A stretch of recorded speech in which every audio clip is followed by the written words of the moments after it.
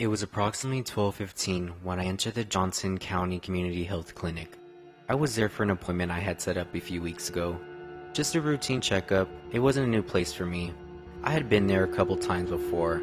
However, the place had an odd, nostalgic feel to it, as if it were a location from my childhood or something, and I could never pinpoint exactly what this feeling was or where it came from.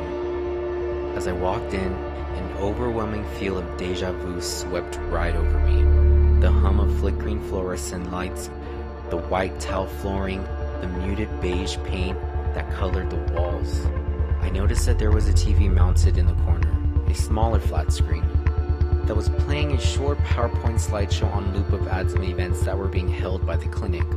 I passed the empty waiting area, a small area of the main room with magazines, children's playthings, a blue cushioned chair, and approached the woman that was sitting at the front desk.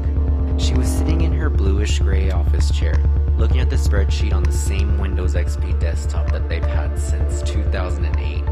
There was a sign-in sheet on the counter in front of me. "I have an appointment with Dr. Pevins," I asked. "What time?" 12:30, I replied. She began typing something into her keyboard. "Ah, yes," she responded. "Gary Johnston?" "Yes, I'll tell the doctor. Please fill out this form." She handed me a clipboard which held a simple fill-out form. I walked back to the waiting area, took a seat, and began to fill out the form.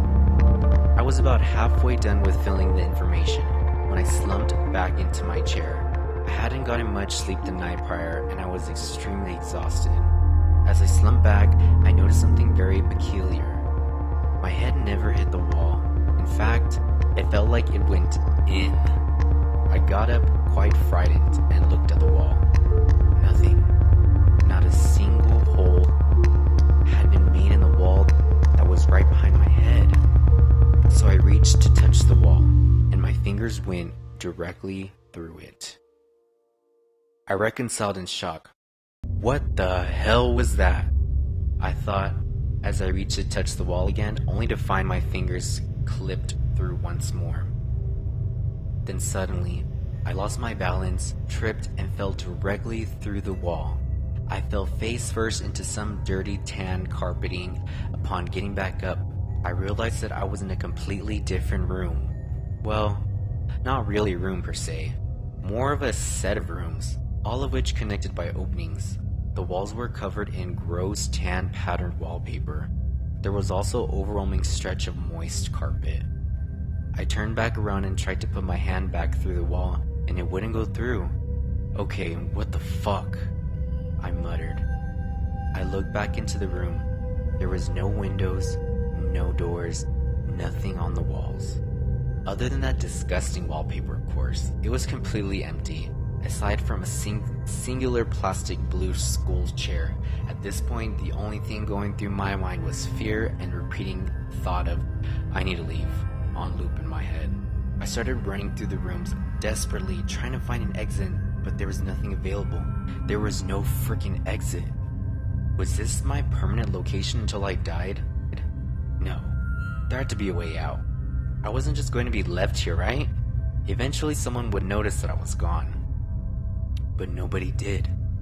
Then, in the distance, I heard footsteps. But not those of humans. At least a normal human. Alongside the footsteps was a gurgling snarl like an angry animal. I began to run. I ran as fast as I could from whatever the hell was approaching me. I didn't want anything to do with it. I ran from what seemed like forever, but I was always back in the same room I started in. At least, it looked like the same room. Not that I could tell them apart or anything. So I sat down, defeated. A feeling of dread filled my body as I started to cry. I was gonna die here. I'm still here. I haven't left. I've accepted my faith. In fact, I can actually hear footsteps. I wonder who that is.